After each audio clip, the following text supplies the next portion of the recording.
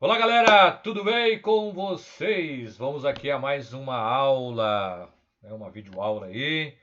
Hoje aula 3, tema 3. Vamos falar sobre geopolítica. Bom, dentro da geografia, geopolítica é aí uma vertente super importante. Bom, quero agradecer aí os inscritos que estão acompanhando aí, tá um sucesso o canal Aventuras Geográficas. Além das aulas, tem bastante material legal, viagens, ciclismo e é isso daí. Quem não se inscreveu, se inscreva ainda. Coloquem aí suas sugestões, suas críticas e bora lá. Espero estar ajudando vocês aí nesse processo do que nós estamos passando aí da Covid-19, né? Fica em casa, ainda não é momento de estar saindo, evite aglomerações e bora lá para mais uma aulinha aí explicativa, tá? Tô tentando fazer aqui o máximo de esforço para ficar tranquilo para vocês entenderem aí. Tem os grupos lá no WhatsApp, estamos fazendo aí umas videoconferências também. E é isso daí, galera. Vamos lá então tratar aí do tema geopolítica. Vamos passar aqui para. Vamos ver aqui. Vou pegar aqui. Op, op, op, op. Aê! Bom, vamos lá, gente. Aula de Geografia, aula 3, tema 3, Geopolítica do mundo contemporâneo. Lembrando aí, galera, que esse aí é um tema que está lá no caderninho do aluno, primeiro bimestre, primeira série do ensino médio, certo? Mas vamos lá, gente. Capitão América. Todo mundo conhece essa figura aí, não conhece? Agora, o que o Capitão América tem a ver com geopolítica? Tem alguma coisa a ver? Não tem? Bom, como sugestão lá do caderninho do aluno, aparece lá um artigo, né? Para que esse artigo seja analisado e para responder algumas questões lá no caderno do aluno.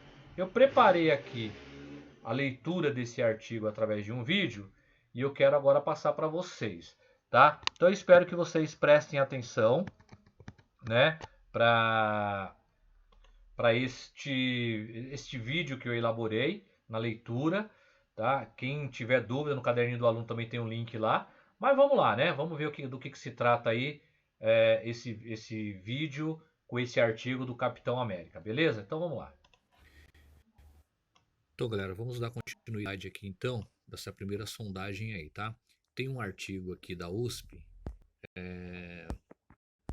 publicado aí por Keren de Moura, que inclusive é um texto que vai facilitar vocês nas atividades do caderno do aluno, lá na página 50, atividade 7, tá? Então, vou fazer a leitura aqui desse lá. Lembrando que nós estamos tratando aí do tema geopolítica no mundo contemporâneo, tá? Vamos lá então. HQs do Capitão América reafirmam mitos nacionais, norte após 11 de setembro e guerra ao terror, exemplo emblemático. Então a gente já começa aqui com uma imagem, vocês estão observando aí a imagem do Capitão América, né? Ó, e aí liderando aqui, ó, as tropas norte-americanas. Tá? Sonho americano. Então, ó, há 73 anos, com a entrada dos Estados Unidos na Segunda Guerra Mundial, a Timely Comics, público norte-americano, um super-herói novo e totalmente singular. Trata-se do Capitão América, personagem criado por Joyce Simon, que surgiu estampando a bandeira de seu país em seus trajes de super-herói e os inimigos dos Estados Unidos.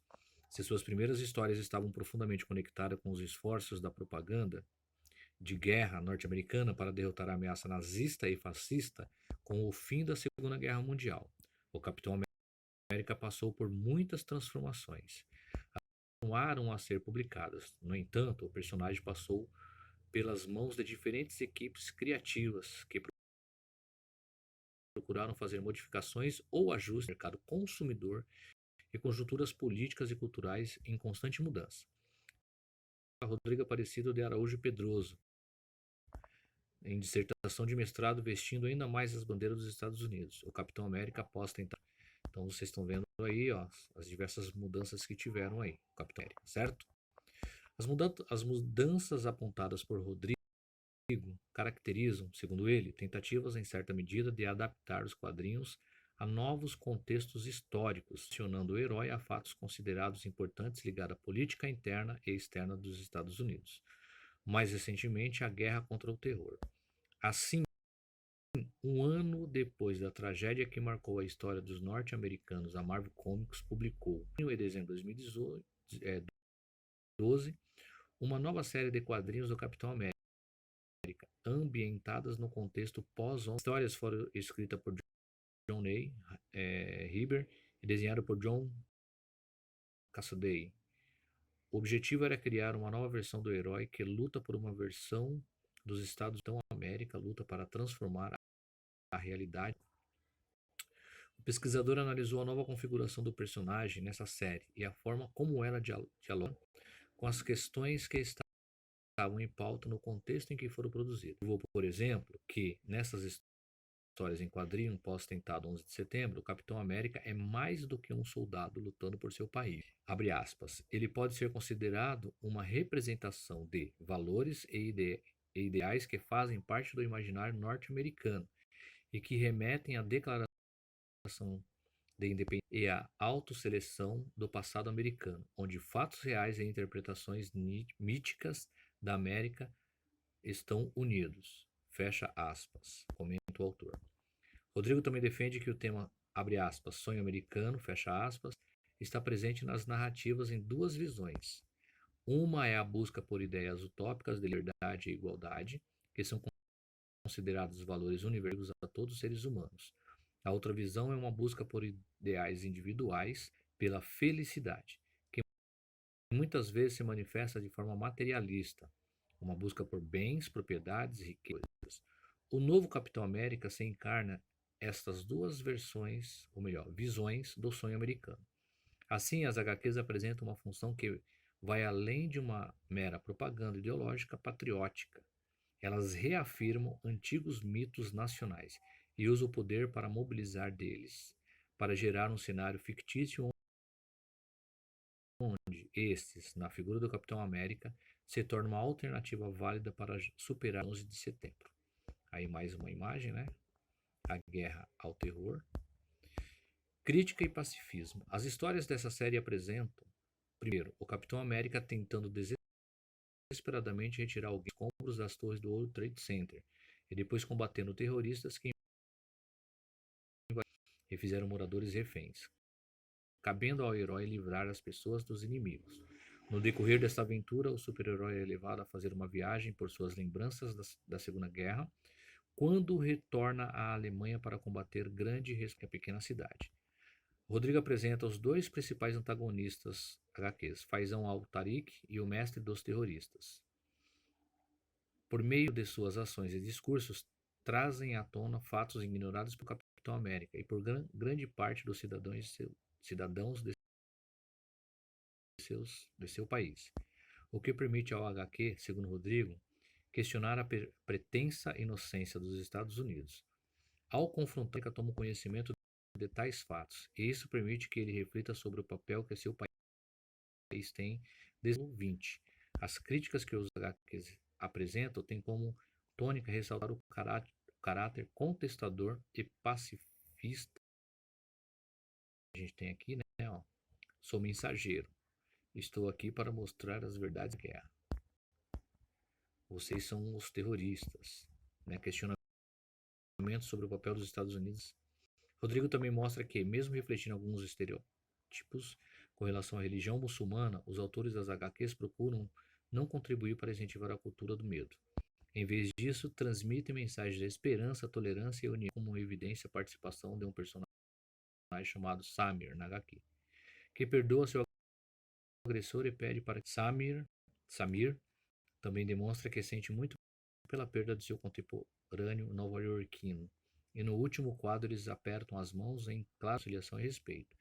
Com isso, as críticas e os questionamentos expostos pelos autores dos HQs, de certa forma, fazem parte das discussões que ocorrem nos Estados Unidos após os atentados e o início contra o terror. Embora suaves, constituem, segundo Rodrigo, um aprofundamento das questões expostas no discurso do presidente Bush, somados ao questionamento da própria população norte-americana, de quais seriam as reais intenções dessa nova guerra contra o terror e do papel dos Estados Unidos diante desse novo cenário que se apresentava.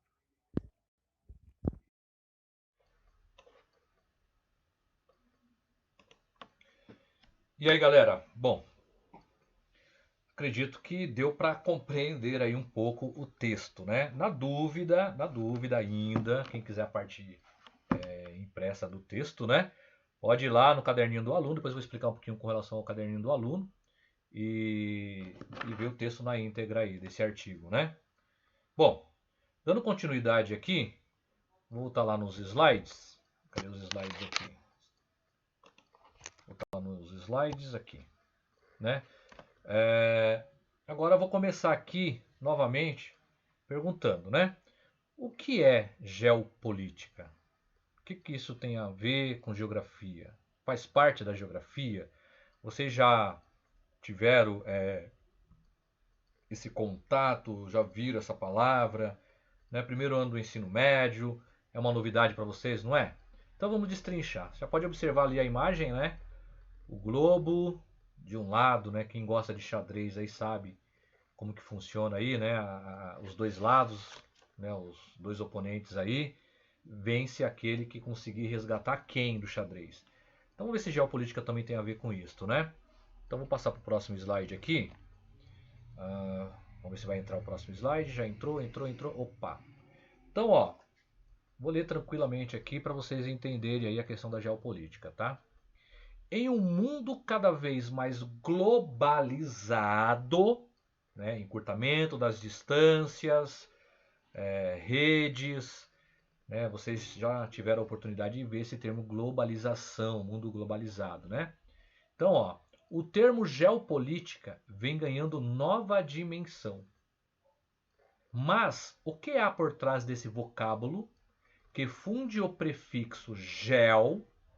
O que é geografia? Geo, terra, né? Planeta. Com a palavra política. Será uma mistura de geografia com política? Bom, duas ideias a respeito do que é geopolítica pode ser afirmado de início. A geopolítica não se refere à política tradicional, pois essa somente é praticável nos limites territoriais de um país e de uma sociedade. Ela diz respeito, principalmente, à ação que põe em contato estados nacionais, territoriais, países, entre si. Por intermédio da geopolítica, tanto se constrói acordos econômicos e de cooperação, como se realizam ações estratégicas em busca de vantagens econômicas e territoriais. Celebra-se a paz em tratados internacionais, como também se faz a guerra. Então, ó, só por esse texto aí, né, já destrinchamos aí a importância da geopolítica para a geografia, né? Agora aqui eu tenho uns tópicos, né? Eu vou ler primeiro os tópicos, depois vou intercalando aqui, tá? Ó, análise das relações globais entre países e entre esses e o espaço, ordem mundial, equilíbrio e conjuntura histórica, velha ordem, ordem da Guerra Fria, bipolaridade, nova ordem mundial, unipolar ou multipolar, nova DIT, globalização, fluxos de redes. Então vamos lá. Geopolítica é o ramo da geografia que vai analisar as relações globais entre países e e o espaço geográfico. Então, ó, um país A, né, com a sua política, com seu poder e com seu espaço, e um país B. Esses dois, quando vão à frente, quais são os interesses? Quais são a parte econômica, a parte política, né? Eles vão levar em conta, principalmente aí os aspectos culturais, a sua cultura, né? os aspectos políticos. O Brasil vive aí uma nova fase nessa questão política, a questão econômica e alguns outros aspectos, mas os principais são esses aí. Bom, dentro da geopolítica, né, vamos trabalhar com o conceito de ordem mundial. O que seria essa ordem mundial? É um momento histórico que tem como base um determinado equilíbrio geopolítico.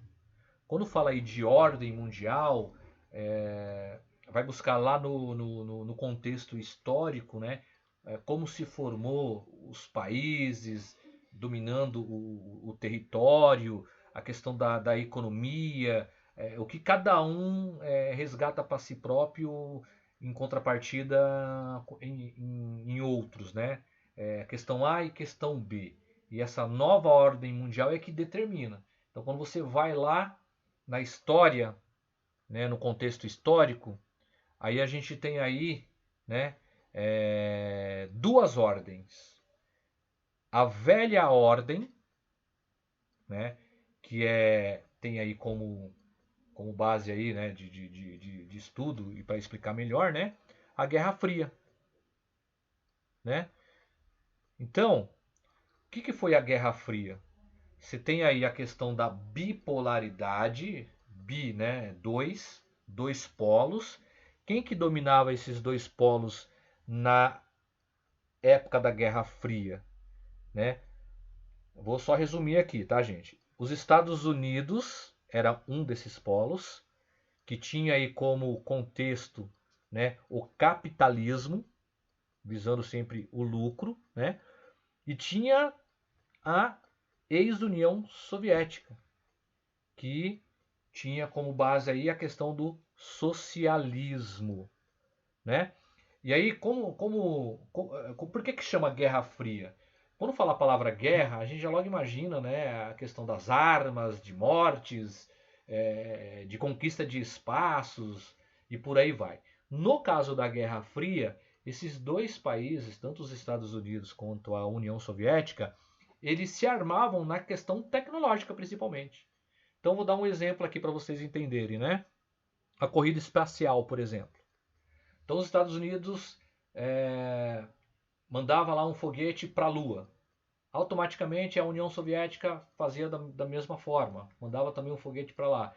Fazia um experimento com determinada situação. Então eles tinham aí uma disputa sem assim armas, né, sem a questão bélica, mas eles iam se potencializando nessa questão. Então havia uma disputa.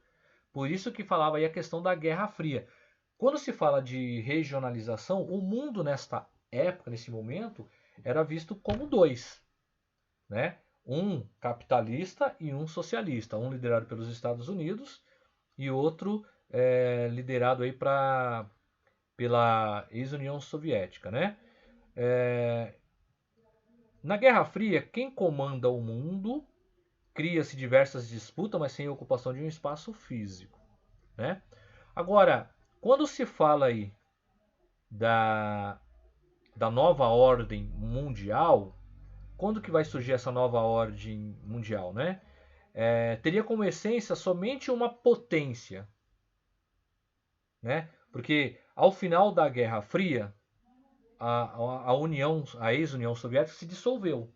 Então os Estados Unidos se potencializou. Então falava até aí na questão da unipolaridade, ou seja, um único país, no caso dos Estados Unidos. Porque se a ex-União Soviética saiu fora, os Estados Unidos aproveitou esse momento. E aí sim se fortaleceu, principalmente na questão bélica, né? Mas, enquanto os Estados Unidos estavam lá se fortalecendo e a ex-União Soviética estava se dissolvendo, outros países também começaram a se organizar, como por exemplo o Japão, a Alemanha. Então, o Japão, por exemplo, na questão de tecnologia também, né? A Alemanha na questão econômica também. Aí tinha lá a questão do Muro de Berlim, a queda do Muro de Berlim. Aí uma parte capitalista, outra parte socialista, aí depois estava se unificando. Então, o mundo ali nesse ponto, enquanto os Estados Unidos se fortaleciam, os outros também, já não era mais visto como unipolar, não era só os Estados Unidos que dominavam, apesar dos Estados Unidos ser uma potência. Aí já via-se, né, nesse momento, outros países também ganhando força. A China, por exemplo. A China, ela entrou no setor produtivo. Né? Olha como é que a China se comporta no mundo hoje. Né? A China cresceu tanto nesse aspecto aí, econômico, né? Que ela bate de frente hoje com os Estados Unidos. Então, nessa nova ordem mundial que começou lá com a unipolaridade, nós vamos ter aí também a multipolaridade, vários, diversos, né? Aí tem hoje eu até gosto de exemplificar, a gente tem aí a questão dos blocos econômicos, né? Quantos blocos econômicos existem no mundo hoje, né? E por que bloco econômico? Por que fortalecimento regional, né? E nessa nova ordem mundial, uma outra coisa que chamou a atenção foi a divisão internacional do trabalho. Então, diversos países, né, estavam oferecendo mãos de obra baratas para a produtividade, principalmente esses países que estavam crescendo. Né? Então, esses países aí, né, colocados aí como certa potência, né, como países ricos, eles procuravam a mão de obra mais barata e aí a gente percebia que havia uma nova divisão internacional do trabalho. Tudo isso vinculado, né, ao processo de globalização. Aí é onde a gente já atualiza tudo isso daí e vem para a questão de globalização, né, que nada mais é aí o encurtamento das distâncias, a evolução tecnológica, né, a questão dos fluxos de redes e por aí vai. Então, quando se fala de geopolítica, a gente está fazendo uma análise, um estudo da questão econômica, da questão cultural, da questão de ocupação de territórios, mas o foco maior é essa análise hoje, né? Essa análise mais econômica. Atualizando, né? Essa pandemia, você vê que surgiu na China, mas depois ela não teve fronteiras. Ela se expandiu, ela evoluiu, foi para outros países, até chegar aqui no Brasil, até chegar aqui em Carapicuíba. E olha como que mudou o cenário mundial. Ô professor, mas isso aí pode ser também tratado como geopolítica? Por que não? Porque mexeu com a economia mundial. Né? Então, quando se fala de geopolítica, dentro da geografia e a base disso tudo é vocês entenderem que no contexto histórico houve a bipolaridade, a unipolaridade, até chegar na multipolaridade. Os Estados Unidos se fortaleceu, a ex-União Soviética fez frente com os Estados Unidos num determinado momento, houve aí a questão da Guerra Fria, até chegar nos dias de hoje a questão da globalização, a questão que a gente está vivendo sobre hoje aí, certo? Bom, então, quando a gente fala da questão geopolítica, seria mais ou menos isso daí, a gente pode aprofundar um pouquinho mais, mas nesse momento, essa base que eu estou passando para vocês aí, eu acho que já está valendo aí para vocês já conseguirem fazer as atividades que estão lá no caderninho do aluno, né? Então, ó, lá na página 51 do caderninho do aluno, vocês têm lá a geopolítica do mundo contemporâneo, que é o tema que eu acabei de abordar, e aí você tem todo o contexto que eu já expliquei para vocês aí, tá vendo? Tem uma parte aqui, quando se fala de nova desordem mundial, né?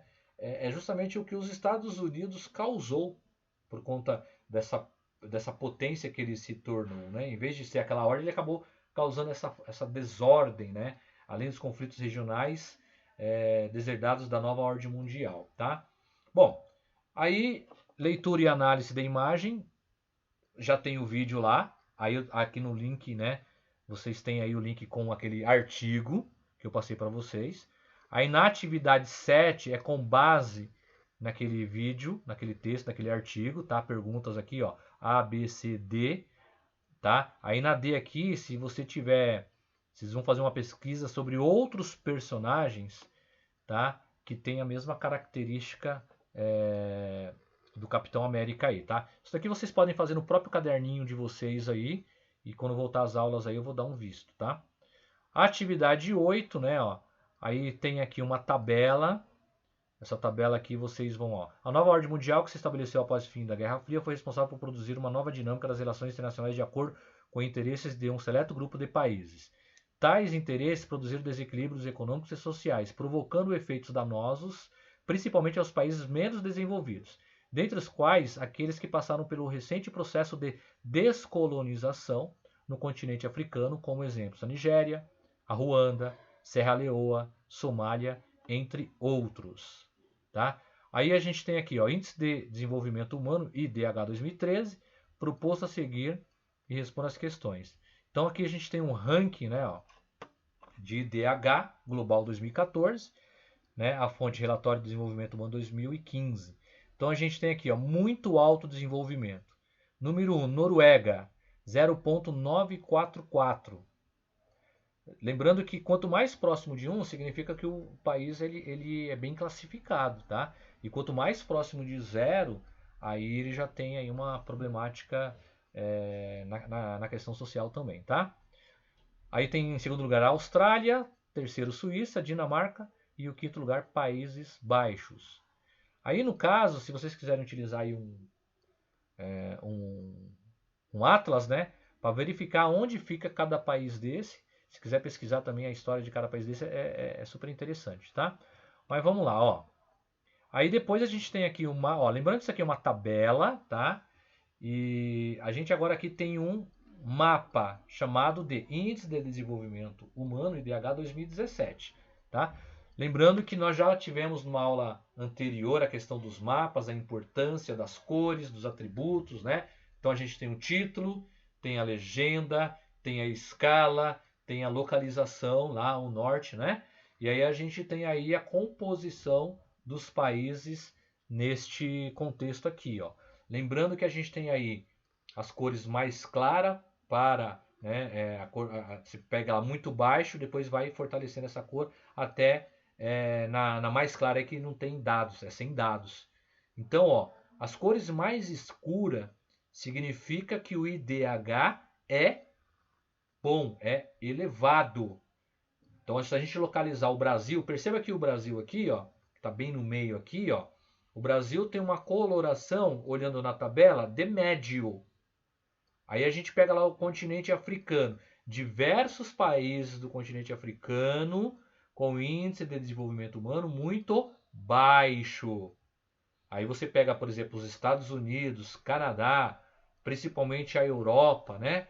Então você vê ali uma coloração mais escura, tá? Então a leitura que vocês devem fazer é com base na legenda e no título, certo?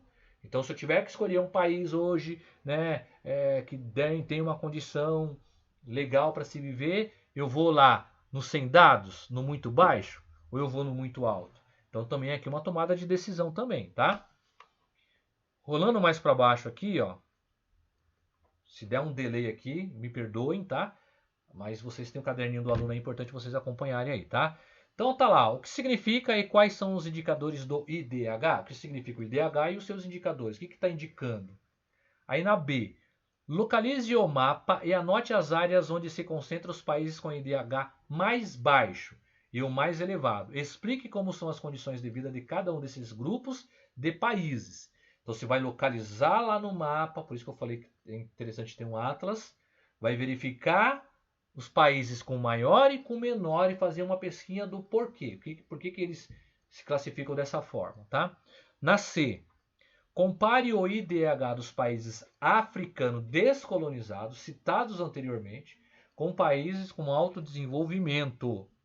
Então você vai fazer uma comparação, tá? Por que lá os do continente africano descolonizados tem um IDH X e os mais de alto desenvolvimento não? Por que essa diferença aí, né? E aí na questão D, qual o grau de participação do mundo globalizado desses dois grupos de países? Então, ó, Como que é a participação dos países mais ricos, mais desenvolvidos, frente aos países menos desenvolvidos?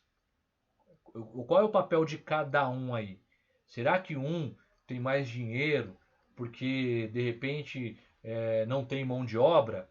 Ou quem tem muita mão de obra? Então vocês vão fazer esse tipo de comparação aí, certo? E para finalizar, tá? Essa etapa, vocês vão fazer essa autoavaliação para entregar para mim. Essa autoavaliação vocês vão entregar para mim. Beleza? Bom, gente, eu espero ter sanado aí as suas dúvidas, né? A aula ela vai ficar um pouco extensa, tem quase meia hora aí, mas vale a pena aí, porque com relação à geografia, né? Vai praticamente no caderninho do aluno aqui, ó, geografia desse primeiro bimestre aqui, a gente com essa aula 3, a gente acaba encerrando. Não que encerrou o conteúdo. O conteúdo ainda tem mais, aí eu vou preparar mais aulas e vou colocando aqui no canal para vocês, beleza? Espero ter ajudado vocês. Fiquem com Deus, fiquem em casa e qualquer dúvida já sabe aonde me encontrar, beleza? Então um forte abraço para vocês aí.